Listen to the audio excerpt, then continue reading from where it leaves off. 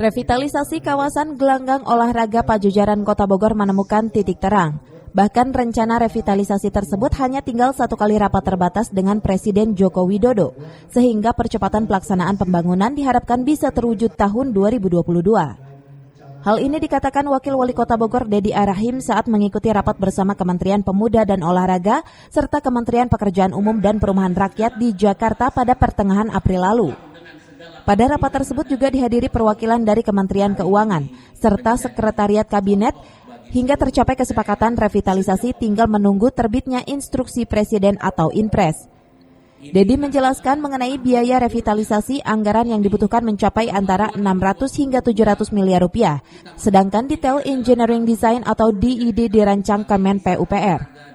Namun apabila revitalisasi GOR Pajajaran terwujud, masih ada satu pekerjaan rumah yang harus diselesaikan Pemkot Bogor, yakni tentang relokasi sejumlah bangunan di sekitarnya, di antaranya Sekretariat DPD KNPI, PWI, Kantor Dispora, serta Kantor KONI Kota Bogor. Kemarin kami bahasnya kan impresnya. Impresnya itu tinggal menunggu satu kali ratas dengan Presiden ya terkait dengan pembahasan GOR Pajajaran.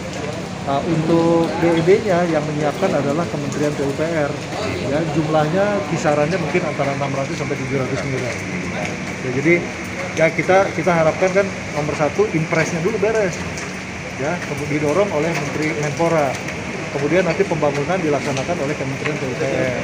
Tetapi kemarin dalam rapat hadir juga dari Kementerian Keuangan dan juga dari Kementerian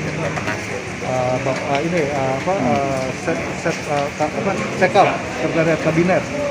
Nah, jadi kami mohon seluruh rangkaian prosesnya bisa selesai di tahun ini. Tahun depan insya Allah kita mulai pembangunan. Ya. Tetapi memang ada PR. Di sana ada KONI, ada Dispora, ada KNPI, ada yang lain harus kita pikirkan nanti sementara relokasinya kemana. Dari Kota Bogor, Cevi Suryadi melaporkan.